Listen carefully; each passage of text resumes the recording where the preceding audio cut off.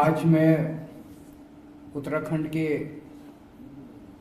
जो कांग्रेस के वोटर्स हैं और जो कांग्रेस के सपोर्टर्स हैं और जो बीजेपी के वोटर्स और जो बीजेपी के सपोर्टर्स हैं उनसे अपील करना चाहता हूं। उन सबसे मेरी अपील है कि आप जिस पार्टी में हैं उसी में रहें। हम आपको अपनी पार्टी छोड़ के आम आदमी पार्टी में आने को नहीं कह रहे। हमारी आपसे एक ही विनती है, उत्तराखंड की खातिर इस बार एक बार कांग्रेस वाले भी और बीजेपी वाले भी आम आदमी पार्टी को वोट दे देना। इस बार एक बार बीजेपी वाले भी और कांग्रेस वाले भी एक बार झाड़ू का बटन दबा देना उत्तराखंड की खातिर। मेरी कांग्रेस और बीजेपी के वोटर्स और सपोर्टर्स से अपील है, कांग्रेस के वोटर्स ने 10 साल कांग्रेस को दिए। इन 10 साल में आपको क्या मिला? क्या कांग्रेस ने उत्तराखंड के लिए कुछ किया? क्या कांग्रेस ने आपके लिए कुछ किया? क्या कांग्रेस ने आपके परिवार के लिए कुछ किया? क्या कांग्रेस ने आपके बच्चों की शिक्षा के लिए कुछ किया? क्या कांग्रेस ने आपके घर के बच्चों को नौकरी दी? क्या कांग्रेस ने आपके इलाके में स्वास्थ्य सुविधाएं इंतजाम किया? अगर नहीं किया तो कांग्रेस को वोट देने से क्या फायदा? फिर भी मैं आपको ये नहीं कह रहा कि आप कांग्रेस छोड़ के आम आदमी पार्टी में आओ। आम आदमी पार्टी एक नई पार्टी है। आपने 10 साल कांग्रेस को दिए और 5 साल भी दे दोगे तो कोई फायदा नहीं है। ढर्रा वैसे का वैसे ही चलेगा जैसे अभी तक चल रहा था। वैसे ही चलनी सरकार, वैसे ही चलना उत्तराखंड अगर कांग्रेस आ गई तो हमारी आपसे विनती है, आम आदमी पार्टी एक नई पार्टी है, नए चेहरे हैं, नई सोच है, नया सीएम चेहरा है, ईमानदार सीएम चेहरा है, दिल्ली में काम करके दिखाया है। आम आदमी पार्टी के पास नए नए आइडियाज हैं, एक पूरा उत्तराखंड को विकास करने का एजेंडा है। हम गांव-गांव तक स्वास्थ्य सेवाएं पहुंचाएंगे। जब हम गांव-गांव तक स्वास्थ्य सेवाएं पहुंचाएंगे उसमें कांग्रेस वालों का भी फायदा होगा, उनके परिवार वालों का भी इलाज मिलेगा उसमें। हम गांव-गांव तक शिक्षा देंगे, स्कूल पहुंचाएंगे, सरकारी स्कूल अच्छे करेंगे जैसे दिल्ली में किए, उसमें कांग्रेस वालों के बच्चों का भी फायदा होगा, कांग्रेस के बच्चों का भी इलाज होगा, वो उनको भी शिक्षा मिलेगी। हम बच्चों को रोजगार देंगे, बेरोजगार बच्चों को बेरोजगारी भत्ता देंगे, कांग्रेस के बच्चों को भी मिलेगा। हम बिजली 24 घंटे करेंगे, कांग्रेस के हमारे जो साथी हैं उनके घर में भी बिजली 24 घंटे जाएगी।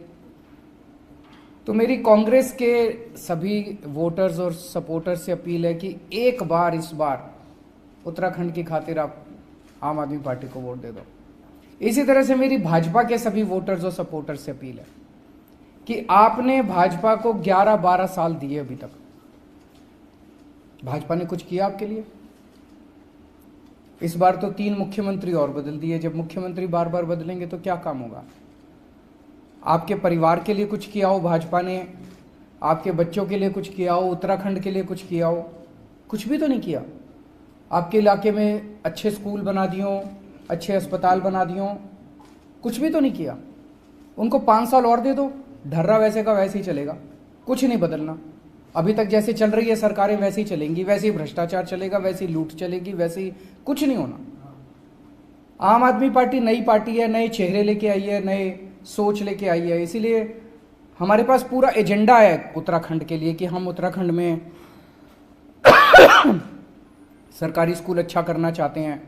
दिल्ली में करके आए हैं, जैसे दिल्ली में किए। हम गांव-गांव तक स्वास्थ्य सेवाएं पहुंचाएंगे, फ्री में सबका इलाज करेंगे, उत्तराखंड के सब लोगों का इलाज फ्री में होगा, 24 घंटे बिजली करेंगे। उसमें भाजपा के कार्यकर्ताओं को, भाजपा के सपोर्टर्स को, भाजपा के वोटर्स को भी ये सारी सुविधाएं मिलेंगी। तो मेरी ये आज प्रेस कॉन्फ्रेंस के ज़रिए मैं केवल और केवल बीजेपी और कांग्रेस के वोटर्स और सपोर्टर्स को अपील करना चाहता हूं कि उत्तराखंड की खातिर, देश की खातिर एक बार, कोई फ़र्क नहीं पड़ता, इतने मौके आपने दिए, एक बार आम आदमी पार्टी को मौका दें। हमारा आपको वादा, इन दोनों पार्टियों ने मिलके, कांग्रेस ने और बीजेपी ने, दोनों ने मिलके 21 साल में 72,000 करोड़ रुपए का कर्जा चढ़ा दिया उत्तराखंड के ऊपर। इसकी जवाबदेही तो उनसे लेनी चाहिए। हमारा आपको यकीन दिलाते हैं कि 5 साल के अंदर पिछला कर्जा भी माफ वो कर देंगे, खत्म, प्रॉफिट में सरकार को ले आएंगे और इतनी सारी सुविधाएं देंगे। हम दिल्ली में करके दिखाया है हमने, हम कर सकते हैं। अगर आपके कोई प्रश्न है तो आप बताइए। प्रधानमंत्री नरेंद्र मोदी ने कल पार्लियामेंट में कहा है कि कांग्रेस वाले और आम आदमी पार्टी वाले दिल्ली में जो प्रवासी उत्तराखंड के थे, उत्तर प्रदेश के थे, बिहार के थे, उनको सबको भगा रहे थे और टिकट फ्री दे रहे थे और उनकी लापरवाही से कोरोना जो है इन उत्तर प्रदेशों में पहुंच गया, जबकि वो इन प्रदेशों में न जाता है। दिल्ली में केजरीवाल की सरकार, आम आदमी पार्टी की सरकार ये गलत स्टेप ना उठाती और प्रवासी मजदूरों को भगाती नामा से। उसके बाद योगी जी ने भी बोला था, वो भी एक साथ ही कर दो। योगी जी ने भी कहा सुनो केजरीवाल, आपका भी सुनो योगी, निर्दयी और पूर्व शासक भी कहा है। हम लोग जितने लोग जिम्मेदार पोजीशंस पे बैठे हैं, मैं हो गया, प्रधानमंत्री जी हो गए, योगी जी हो गए, जनता ने हमें चुन के भेजा है, बड़ी उम्मीदों से चुन के भेजा है कि हम जनता के लिए कुछ काम करेंगे। हम लोगों का आपस में इस तरह से तू मैं करना अच्छी बात नहीं है। हम लोगों का आपस में इस तरह से गाली गलौज करना अच्छी बात नहीं है।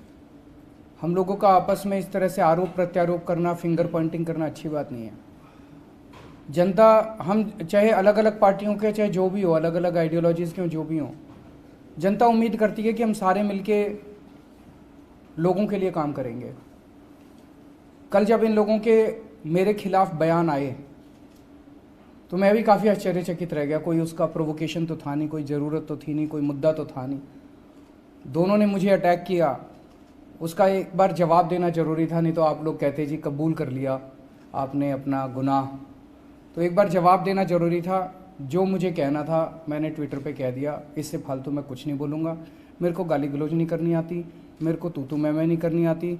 मेरे को स्कूल बनाने आते हैं, अस्पताल बनाने आते हैं, बिजली देनी आती है, पानी देना आता है, जनता का काम करना आता है, जनता के मुद्दों पे काम करता हूँ मैं।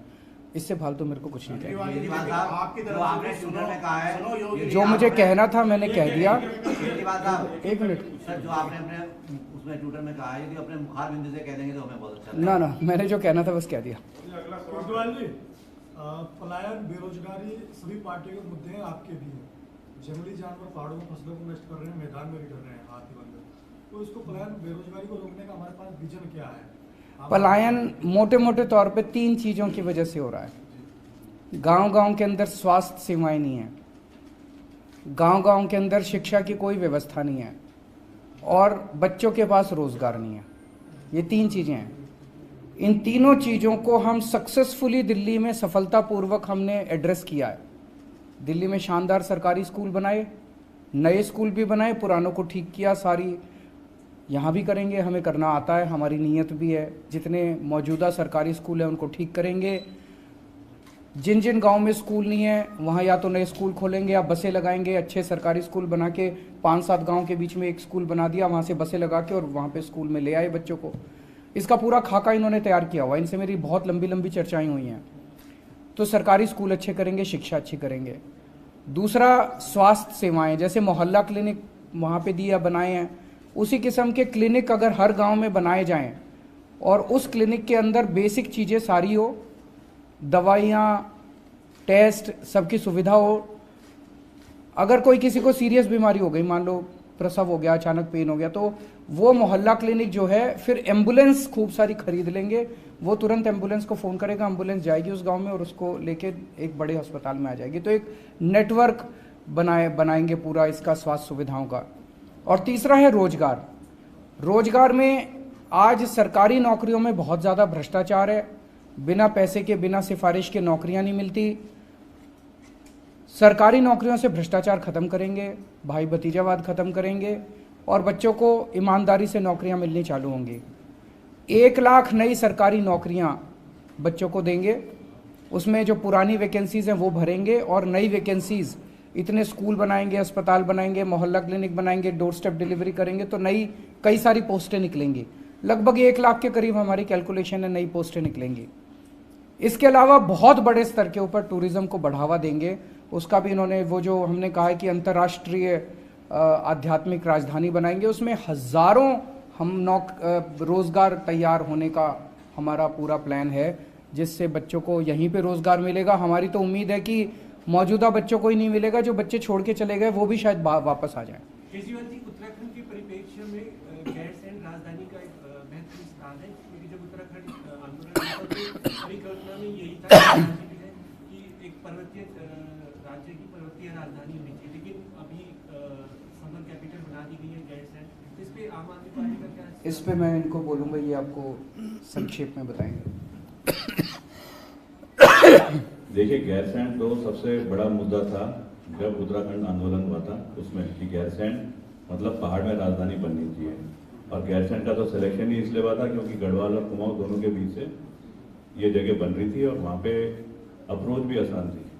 हम इस प्लान को ऐसे लेके चल रहे हैं, खाली यही नहीं कि गैरसैंण राजधानी बनेगी, मतलब समर विंटर वाली बात नहीं कर रहे, परमानेंट राजधानी बनेगी। लेकिन साथ में हमारे प्लान में ये है कि गैरसैंण और भराड़ीसैंण खाली उस जगह में अगर हम बोले राजधानी बन जाए तो पॉसिबल नहीं है। तो क्या होगा, गैरसैंण और उसके आसपास का 30 किलोमीटर का जो इलाका है उसकी हम मैपिंग कर रहे हैं कि जो सड़कें हैं जहाँ पे कौन सी जमीन ये अपना राजस्व वाली है, कौन सी जमीन फॉरेस्ट लैंड है, कितनी जमीन अवेलेबल है। फिर हम मैपिंग कर रहे हैं कि कौन कौन से डिपार्टमेंट ऊपर जाएंगे। खाली ऐसा नहीं है सचिवालय चले जाएगा, पुलिस हेडक्वार्टर को भी जाना है, हेल्थ वालों को भी जाना है, फॉरेस्ट वालों को भी जाना है, PWD को भी जाना है। इनमें से कौन से वो डिपार्टमेंट हैं जो नज़दीक होने चाहिए सचिवालय के, जिनका सबसे ज़्यादा मूवमेंट होता है सचिवालय, और उस 30 किलोमीटर के इलाके में ये कहाँ पे डिपार्टमेंट बनेंगे। उसके बाद में आ जाता है फाइनेंशियल इम्प्लीकेशन, और फिर आ जाता है प्रायोरिटी वाइज कैसे इनको शिफ्ट करा जाएगा। टेम्परेरी शिफ्टिंग होगी अपने जैसे क्यूबिकल्स होते हैं उसमें, और फिर उसके बाद में परमानेंट कंस्ट्रक्शन होगा। अगर इस तरीके से कोई भी प्लान करे तो मेरे को लगता है गैरसैंण तो एक पहाड़ का सबसे बढ़िया टाउन प्लानिंग के हिसाब से एक मॉडल सामने होकर के आएगा। इस पे हमारी कार्रवाई चल रही है। सर, आपसे क्वेश्चन, कल भारतीय किसान यूनियन के राष्ट्रीय प्रवक्ता है टिकैत जी, उन्होंने कहा कि किसानों को सभा करके क्या वोट उसे दे जो किसानों के हित की बात करें, लेकिन आपके मैनिफेस्टो में और आपने उनका जिक्र किया किसानों के, उनके लिए आप क्या करेंगे? किसानों के जितने भी मुद्दे हैं उन किसानों के साथ बैठ के, ऐसा नहीं कि मैं अभी कुछ ऐलान कर दूं कि हम ये करेंगे और किसानों की सारी समस्याएं सॉल्व हो जाएंगी। जब हमने दिल्ली में सरकार बनाई थी हमें तो शिक्षा का कुछ पता ही नहीं था, हमें तो अस्पतालों का कुछ पता ही नहीं था, लेकिन उन लोगों के साथ हम बैठे और उनके साथ बैठ के हमने सारे मुद्दे सॉल्व किए। किसानों के साथ बैठ के भी हम सारे मुद्दे सॉल्व करेंगे। किसानों की मांग है कि MSP दी जाए, जैसे सबसे बड़ी मांग है। केंद्र सरकार से उनकी अपेक्षा है कि वो MSP दे। केंद्र सरकार जब तक नहीं देती हम कोशिश करेंगे कि MSP राज्य सरकार द्वारा दी जा सके, इसका पूरी प्लानिंग चल रही है। और भी उनके जितने, इस बार खाद की बहुत बड़ी प्रॉब्लम हुई थी, खाद लोगों को टाइम पे नहीं मिली थी, तो जितने भी मुद्दे हैं किसानों के साथ बैठेंगे, हमारी नीयत साफ है, तो किसानों के साथ बैठ के उनके सारे मुद्दों पे समाधान करेंगे। आज ऐसा क्या हुआ जो आपको कांग्रेस और बीजेपी पार्टी के सपोर्टरों की जरूरत पड़ गई, क्यों सैंध लगाने की बात की जा रही है? नहीं देखो जी, हमारी तो नई पार्टी है, हमारे पहले सारे कांग्रेस और बीजेपी वाले ही थे। नहीं सुनो, तो सारे वही थे। तो अब जब से हमने प्रचार शुरू किया, इसमें से कई लोग आम आदमी पार्टी की तरफ आ गए, तो अब जितने बचे हैं उनको आज मैं अपील कर रहा हूँ, भाई आप भी आ जाओ, पार्टी छोड़ने की जरूरत नहीं है, एक बार वोट दे दो। मैं आपको यकीन दिलाता हूँ, एक बार मौका दे दो उत्तराखंड के अंदर, 5 साल के बाद कोई कांग्रेस में नहीं बचेगा और कोई बीजेपी में नहीं बचेगा, अपने आप स्वतः सारे आम आदमी पार्टी की तरफ आ गए। नहीं, आज नहीं, सीरीज ऑफ पीसीज हैं, एक दिन एक मुद्दा उठाते हैं, एक दिन एक। आप कहते हैं कि वहां से आपके यहाँ आ रहे हैं, लेकिन आपके यहाँ से छोड़ के भी जा रहे हैं, जो आपके आगे वो छोड़ के जा रहे हैं। वहां से हजारों की तादाद में आ रहे हैं, यहाँ से 1-2 कोई छोड़ के गए होंगे। आरोप लग रहा है कि आपका टिकट बेचे जा रहे हैं, इस तरह के आरोप लगाए जा रहे हैं। सबूत दे दो। आरोप एक जो छोड़ के जा रहे हैं वो आरोप लगा रहे हैं। आरोप तो देखो जी कोई भी लगा सकता है, जिसको टिकट, एक मिनट, एक करके उनका जवाब छोड़ दूं मैं। सर एक ही सवाल है। हाँ बताओ। जो आपका कुनबा है सर, ये तो बनने से पहले ही फटता चला जा रहा है। आपके प्रदेश उपाध्यक्ष जगमोहन जी हो गए, चाहे संजय भट्ट हो गए, दुनिया भर के लोग, हजारों कैबिनेट का इस्तीफा दे दिया। कल भी संतोष कपड़वाल जो नए गांव के जिलाध्यक्ष है, उन्होंने भी मोहनिया जी पे बकायदा आरोप लगाया, एक मीडिया पे पत्र दिया कि भाई टिकट बेचे गए हैं दुनिया भर के। तो जब इस तरह की चीजें हो रही हैं सर, तो ये कैसे सरकार बन रही है? हर पार्टी में होता है। सुनो एक बारी, मेरी पूरी बात सुन लो। एक कंस्टिट्यूएंसी में 3 टिकट के दावेदार हैं, एक को टिकट मिलती है, 2 को नहीं मिलती। अब जिन 2 को नहीं मिलती उसको उनको पार्टी बिठा के मनाती है, यार मान जाओ कोई बात नहीं, एक को ही टिकट मिलनी थी, बाकी को तो नहीं मिल सकती, पार्टी के साथ काम करो। कुछ लोग मान जाते हैं, कुछ लोग नहीं मानते। तो जब वो छोड़ते हैं, कोई कहता है टिकट बेच दी, कोई कहता है पार्टी में तानाशाही हो गई, कोई कुछ कहता है, कोई कुछ कहता है। मैंने ओपन चैलेंज किया हुआ है, हमको टिकट बेचने का या खरीदने का सबूत दे दो, शाम तक पार्टी से केवल नहीं निकालूंगा, जहन्नुम तक पीछा करूंगा उसका, उसको छोड़ने वाला नहीं मैं जिंदगी में। 1 मिनट सुनो, 1 मिनट सुन लो, अब सुनने की भी काबिलियत रखो। छोड़ूंगा नहीं मैं, कुछ भी हो जाए। मैं भ्रष्टाचार बर्दाश्त नहीं कर सकता। अपने मंत्री को निकाल दिया था कैबिनेट में मैंने दिल्ली में, एक छोटा सा सबूत आया था मेरे पास। अगर किसी ने टिकट बेची और किसी ने टिकट खरीदी हमारी पार्टी के अंदर, उसको जेल भिजवा के रहूंगा मैं, उसको केवल पार्टी से नहीं निकालूंगा। बाकी ऐसे राजनीतिक तौर पे तो आरोप प्रत्यारोप चलते ही रहते हैं। केजरीवाल जी, उत्तराखंड में मामला उठ रहा है मुस्लिम यूनिवर्सिटी का कि कांग्रेस के एक जो है बागी नेता थे, उन्होंने आरोप लगाया कि मुझे हरीश रावत ने देखो जी, जो भी यूनिवर्सिटी बने सबके लिए बननी चाहिए, कोई एक धर्म के नाम पे या इस पे नहीं होना चाहिए। सबके बच्चे पढ़े हैं, जैसे मैंने कहा हम स्कूल बनाएंगे, उसमें मुसलमानों के बच्चे भी पढ़ेंगे, हिंदुओं के बच्चे भी पढ़ेंगे, सिखों के भी पढ़ेंगे, जैनियों के भी पढ़ेंगे, क्रिश्चियन, सबके बच्चों के लिए यूनिवर्सिटी बननी चाहिए, सबके लिए कॉलेज बनना चाहिए, सबके लिए वो बनना चाहिए। फाइनल था ये कल का, जिसमें पंजाब में अधिकतर सर्वे में आपकी सरकार बन रही है या आप सबसे बड़ी पार्टी बन रहे हैं, लेकिन उत्तराखंड के लिहाज से सिर्फ 2 या 3 सीटें ही नजर आती हैं। फाइनल ओपिनियन पोल में भी ये स्थिति है जो बढ़कर नजर नहीं आ रही। तो एक तो अच्छी खबर है, खुशखबरी है, अभी पंजाब में सरकार बन रही है। तो मेरी उत्तराखंड की जनता से अपील है कि पंजाब में भी बन रही है, पंजाब के लोग भी भरोसा कर रहे हैं, आप भी बनाओ। लेकिन उत्तराखंड में हमारा ये पहला चुनाव है, पंजाब में ये दूसरा चुनाव है। पंजाब में एक तरह से 3-4 चुनाव के डेटा है। जब भी एक नई पार्टी आती है, उस नई पार्टी के वोट्स का आकलन करना बहुत मुश्किल होता है। मैं दिल्ली का एग्जांपल देता हूं। दिल्ली में जब हम पहली बार 2013 में चुनाव लड़े थे, 8 दिसंबर को चुनाव था, नवंबर के महीने में जो सर्वे आए, वो सर्वे दिखा रहे थे हमारा 6% वोट शेयर है, एक भी सीट नहीं आ रही, सारों की जमानत जब्त हो रही है। ये सर्वे नवंबर के 1 महीना पहले। उसके बाद हमारी सरकार बन गई, 28 सीट आई, 28 सीट के बाद सरकार बन गई। तो जो भी नई पार्टी होता है उसका वोट आंकलन करना बड़ा मुश्किल होता है। यहाँ पे कल कुछ एक मीडिया के साथी थे, जब इंटरव्यू कर रहे थे, बोले जी आपकी 10 आ रही है हमारे हिसाब से। चलो 10, मैंने कहा यार दिल्ली में तो एक भी नहीं दे रहे थे, आप 10 से शुरू तो कर रहे हो एक नई पार्टी को, आप कह रहे हो 4 आ रही है। इंतज़ार कीजिए, आज उत्तराखंड के अंदर लोगों को, मैं आपसे पूछता हूँ कि कोई कांग्रेस को वोट क्यों दे, उनका एजेंडा क्या है? कोई एजेंडा नहीं है। आज बीजेपी को कोई वोट क्यों दे, उनका एजेंडा क्या है? कोई एजेंडा नहीं है। वो ये थोड़ी कह रहे हैं हम स्कूल बनाएंगे, अस्पताल बनाएंगे, हम ये करें। हमारा एजेंडा है, हम कह रहे हैं हम आपकी बिजली ठीक कर देंगे, गांव-गांव तक स्कूल पहुंचा देंगे, गांव-गांव तक स्वास्थ्य सेवाएं पहुंचा देंगे, महिलाओं को 1000-1000 रुपए देंगे। इतना लंबा चौड़ा एजेंडा है हमारा, सैनिकों के लिए भी है। तो कोई हमें ही वोट देगा, दूसरों को क्यों वोट देगा, अगर उसने अपने भविष्य का और अपने बच्चों के भविष्य का सोचना है तो। आखिरी क्वेश्चन है जी, दिल्ली में देंगे जी। ये जो पूरा महिलाओं वाली स्कीम है, ये अभी जब चुनावों का प्रचार कर रहे थे उस टाइम जनता के बीच से किसी ने बताई और हमें बहुत अच्छी लगी कि इससे महिलाओं का सशक्तिकरण हो सकता है। तो अभी इसको चुनाव प्रचार में इस्तेमाल कर रहे हैं, पर दिल्ली के अंदर भी इसकी पूरी स्कीम ला रहे